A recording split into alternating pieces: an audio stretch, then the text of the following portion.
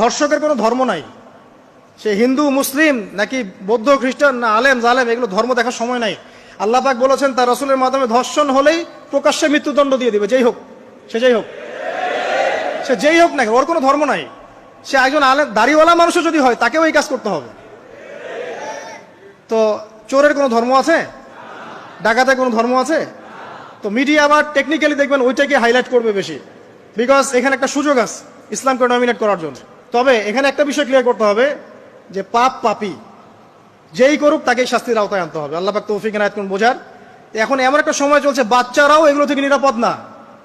5 বছরের মেয়ে, 7 বছরের মেয়ে, কয়দিন আগে দেখলাম যে 2 বছরের মেয়ে, নাউজুবিল্লাহ, তার সাথেও নাকি এরকম ঘটনা ঘটেছে, এবং উত্তরবঙ্গেরই ঘটনা এগুলা।